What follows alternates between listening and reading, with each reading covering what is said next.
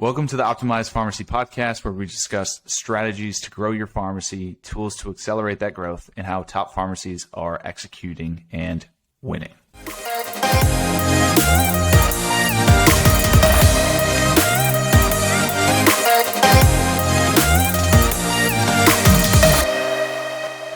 All right, we're back with episode number 4. As always, it is myself and Logan from Keystone Compounding Pharmacy consultant, helps out all with the things that we do at Growth Farm, but also director of special projects, wears a bunch of hats at Keystone Compounding Pharmacy up in Grand Rapids, Michigan.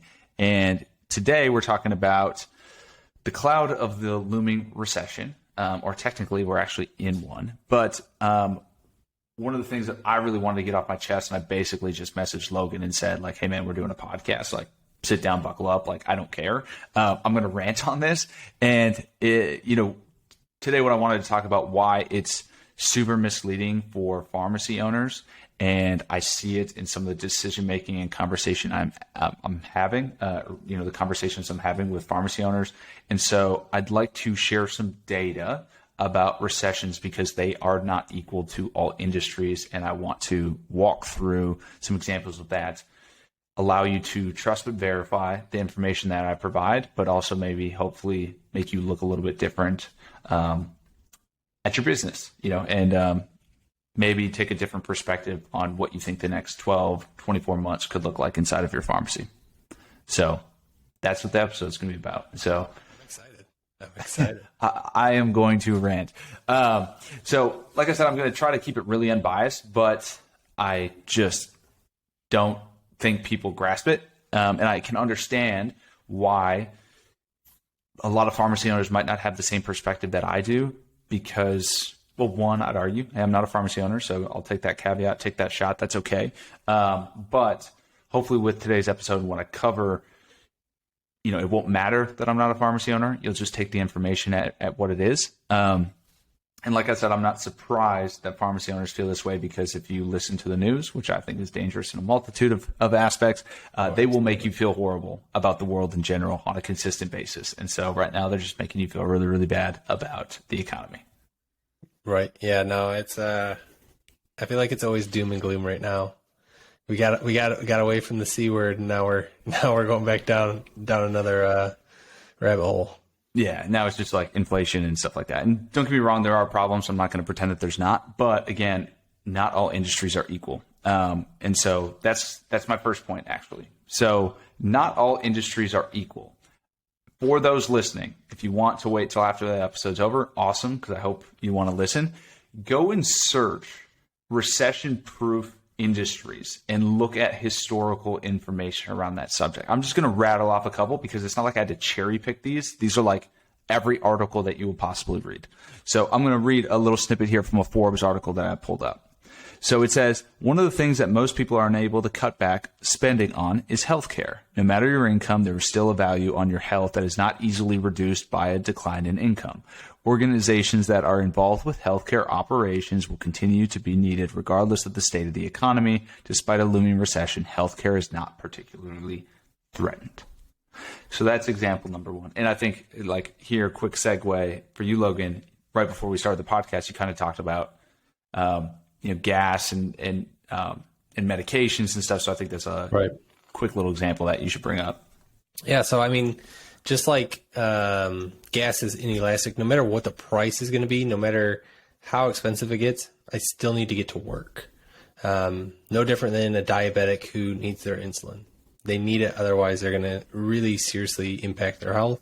And so they're going to pay whatever the cost is going to be for their insulin. So I think that's and just really quick, I know this is like anecdotal and just right now at the time of the recording, which is, November 9th or something, 2022. But at the pharmacy, have you heard anything from patients like, hey, got to cut back, like anything like that? Have you heard murmurs of that? And I'm still going to get into my data, but like, have you heard anything from patients? I mean, there's always patients that are like, I don't want to pay that much for XYZ medication, but for the most part, no. I think the largest part I've heard is mostly patients paying for some supplements where they're shying away from probably the more expensive. We've got some protein powders that are $130 $32. That I haven't seen move as quickly as normal, but other than that, I'm seeing pretty typical buying patterns. Okay. Well, we'll remember that, and if we do a future episode and it falls off a cliff, everyone can make fun of me and then reference me asking Logan that question and how wrong that was. But again, I'm gonna share some data with you. I don't think I'm wrong. I'm okay being on the record with this. That's why I wanted to make the podcast. So number 2, from Investopedia, again, just pulling stuff from the first couple articles that I clicked on. And I did more research than this. I just want to make it clear that if you just do a Google search, it's this simple. Investopedia, if any industry can be said to be recession-proof, it's healthcare. People will still get sick in good times and bad, so the healthcare industry isn't likely to experience the same level of cutbacks or job losses. So again, Investopedia. And if big institutional, newspapers or what have you, or, sites with a bunch of articles, I don't know what you classify them as, I'm blanking. But if that's not good enough for you, Tony Robbins, love him or hate him, says people need health care to live, that demand doesn't decline when the economy does. Healthcare is always inelastic, meaning the demand for it doesn't change based on its price. Demand for healthcare may even rise during a recession as people seek help with mental health. So, mental health getting a little shout out there. So, all that to say, do some research, look into a couple different articles, look into many articles, and look at historically how industries perform. Because again, it is not the same in every industry, and I think that's the mistake that people are making right now, is they're using a broad brush, right? And that's just dangerous in life. I hate broad brushes to describe anything. So that's like my quick research on. Just take a look at some articles. But I also want to dive deeper into specifically what actually Tony Robbins talks about a little bit at the end there, which is layoffs. Because right now in the news, again, at the time of the recording, there's lots of topic and chatter around Twitter laying off employees, Facebook laying off employees today. Shopify laid off people in the past. Google laid off quite a bit of people. Zillow's laid off a lot of people. Zoom's laid off a lot of people, and the list goes on and on. There's plenty of companies that are laying off a lot of people right now. And the distinction that I want to make between those companies and an independent pharmacy is, one, a lot of those are tech. They're not healthcare. So again, right. You can't just go like cherry picking companies and say, hey, there's no mortgage demand, therefore my pharmacy is going to fall apart, right? Those aren't the same thing. But also too, if you take a look at a lot of the companies that are laying off lots of people, they are companies that had demand pulled forward, right? So, Twitter, Facebook, Shopify, Google, Zillow, Zoom, like those companies benefited exponentially from COVID. And I'll say the word, from the virus, right? They did really well in the stay-at-home, work-from-home environment. And so their demand was pulled forward. And then as that demand has come back to more normal levels, really in a lot of ways, in some ways less, but for the most part normal, that labor isn't needed. So, same thing with like Target and Walmart and some of these big box retailers. They were like, oh my gosh, people have stimulus checks. They have all this money. We need to buy more inventory. We need to hire more people because we need to maximize this upside of this cash flooded system.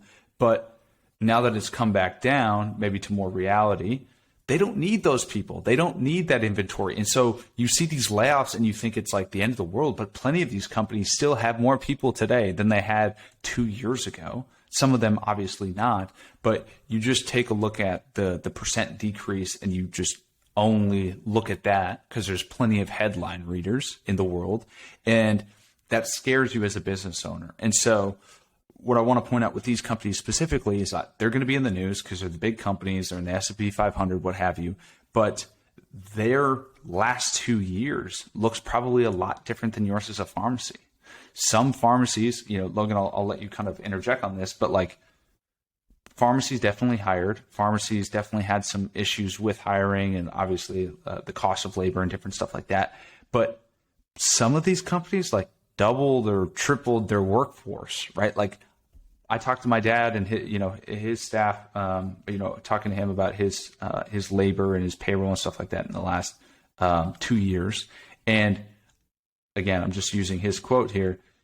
He didn't hire anyone during COVID. They had a bunch of demand. I think some people worked some extra hours and stuff like that, but like they didn't hire anyone new, or if they did, it was like maybe one or two people and he's got a very busy pharmacy, right? Like that's very different than a company that doubled their workforce and now it's like, oh, wow, we don't need as many people, so we're going to cut half the new people that we hired. If your pharmacy didn't, hire a bunch of people for this increased demand with vaccines and stuff like that, like you probably don't have people to cut, right? You probably aren't going to have this like massive drop off in revenue or in demand because you never hired, or you know what I mean? You don't have to cut expenses as aggressively as some of these companies have to.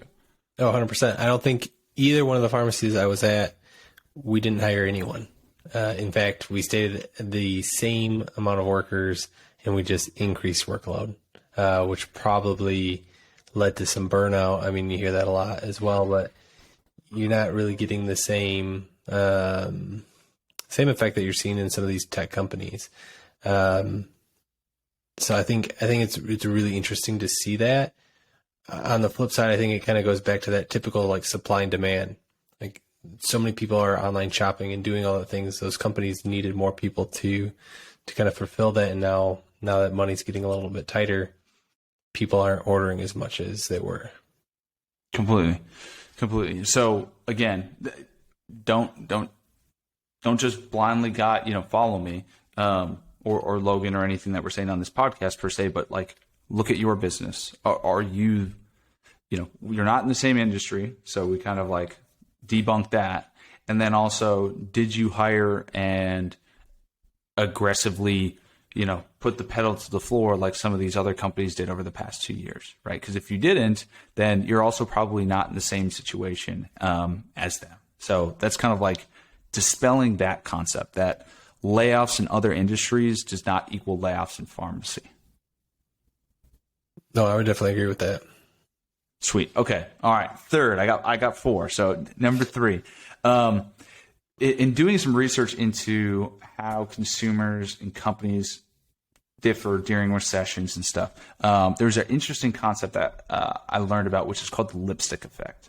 I'm not sure if I kind of explained this to you, Logan, but basically, consumers replace big purchases with cheaper options. And there's a concept in, recession, I guess, recessionary environments known as the lipstick effect, which is that the lipstick effect is when consumers still spend money on small indulgences during recessions, economic downturns, or even when they personally have little cash. They do not have enough to spend on big ticket luxury items. However, many still find the cash for purchases of small luxury items such as premium lipstick. And so it's called the lipstick effect because even in a recessionary environment, people actually start to upgrade some of those indulgences, some of those,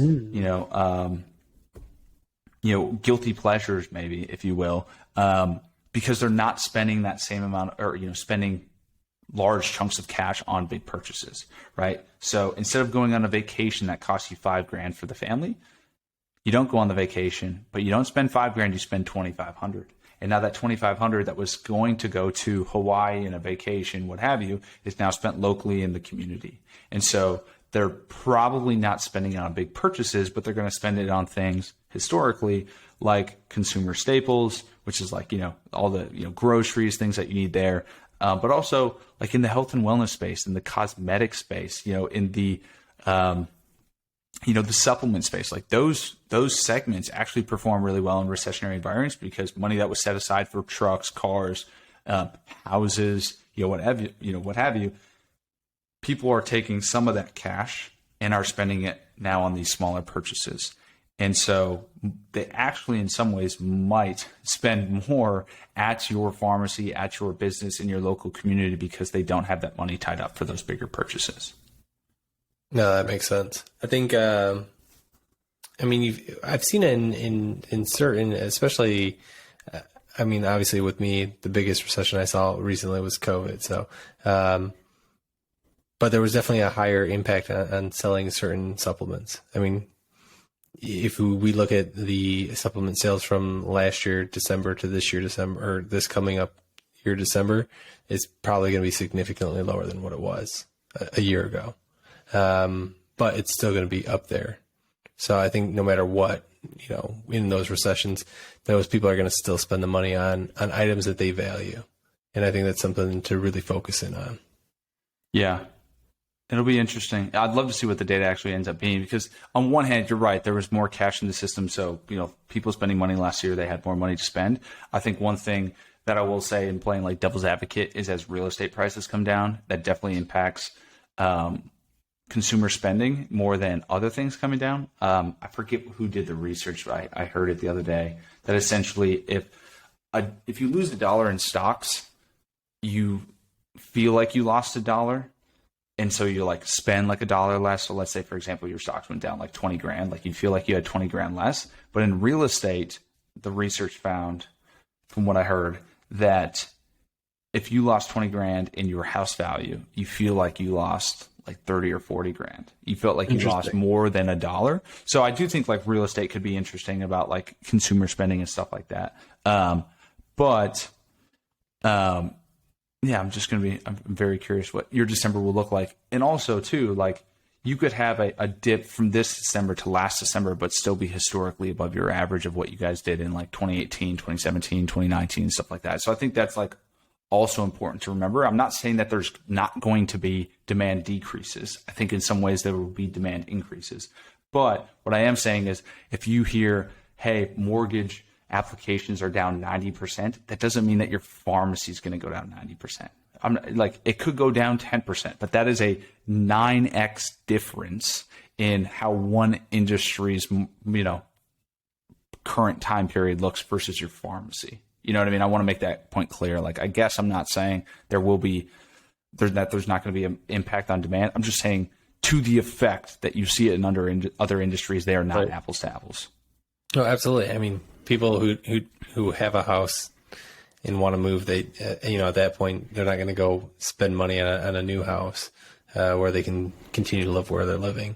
So no, definitely makes sense for sure. So how do you strategize against that? How do you strategize when you're going into a recession? Yeah, so I think with that question, that leads into point number 4, which is doing nothing is not a strategy. So I think now is a great time. I think it's been a great time. Honestly, probably for the past like 6 months, the writing's been on the wall for probably quite a while. But now is the time to take a look at, some of your expenses and things as a pharmacy, but also like not marketing, not trying to grow is not a strategy, right? Like the fight or flight, or freeze, like you don't want to just like freeze, like there should be something that you're doing, whether it's like reducing some expenses on maybe some things that you just got loose with and, it's unnecessary spending, but also, there's a fight element of it as well that you should adopt, which is like, what are the things that will move the needle forward for us that we can go attack, and let's focus and let's build structure around reverse engineering to our end goal. The good thing about goals is that, it's good to have something to aspire to, but I think the problem with goals is if you don't put a plan of action and checks and balances and a way to accurately get feedback of whether or not you're trending in the right direction. I think a goal is just a pie in the sky. It'd be like me saying, hey, I want to triple my business next year. It's cool. How? Right? So don't just have a goal of what you want to achieve, but also put together a plan and have accountability built into that plan so that you make sure that you're making progress on that. And I can't give just universal advice in terms of what that thing or what that focus should be for 2023 for your pharmacy, because I think there's so many variables.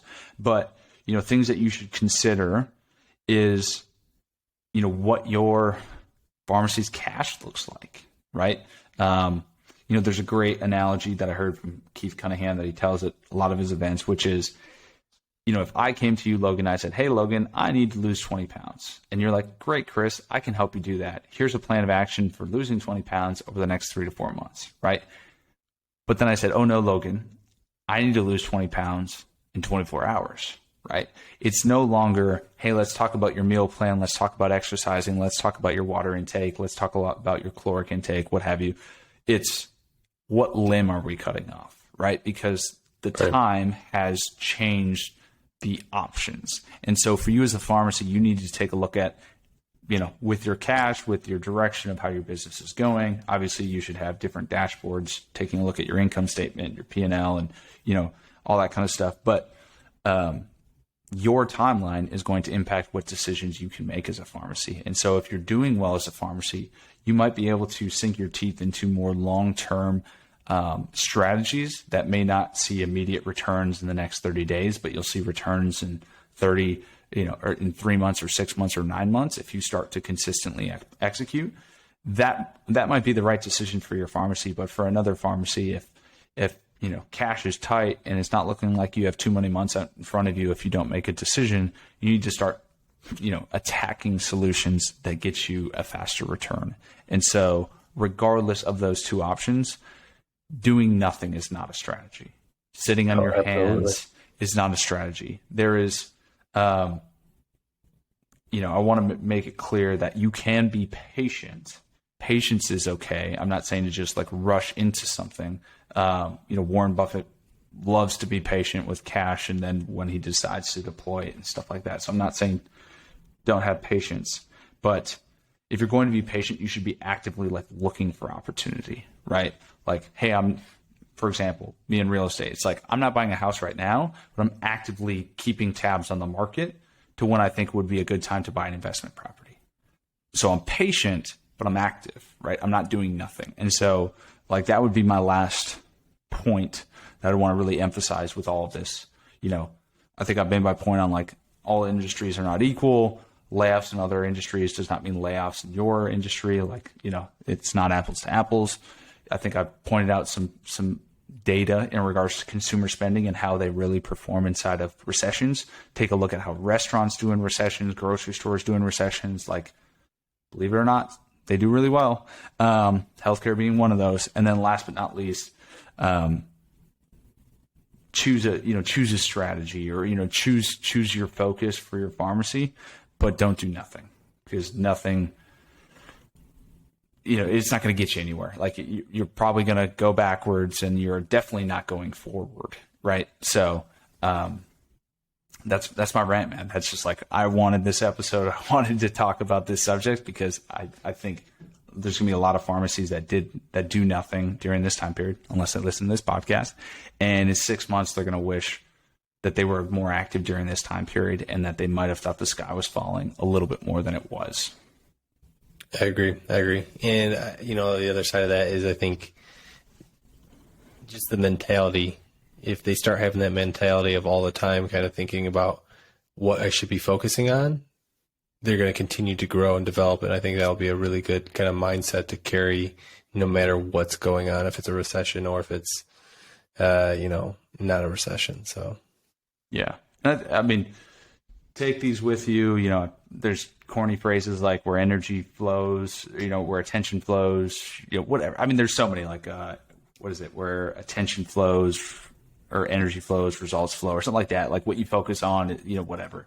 But I think you bring up a great point, which is if you're actively focusing on trying to grow the pharmacy versus actively thinking about the world is ending, I'm a victim, woe is me, you'll find yourself in a much better situation. Absolutely. And if you listen to the podcast, maybe we'll give you some really good ideas of things to focus on. Oh, for sure. For sure. If we haven't already, for sure, in upcoming episodes. So if you haven't liked this, enough so far, I promise we're bringing on some cool guests. So appreciate you listening to my TED Talk, to my rant, for Logan being a great set of ears, and for all you guys listening. So if you haven't already, subscribe, like the podcast. Hey, we'll take emails, we'll take feedback in any way, shape, or form, good or bad. Continue to help us figure out the best ways to help you as a pharmacy. I think there'll be plenty of examples like this where we just need to get something off our chest based on conversations that we've had in the last week. But again, we will be bringing on guests. That's not just a statement, and we'll we'll continue to try to bring insight into or perspective into your life that helps you as a business owner, whether it's just us asking questions or us educating you on some different subjects. So appreciate you listening as always, and we'll see you on the next episode.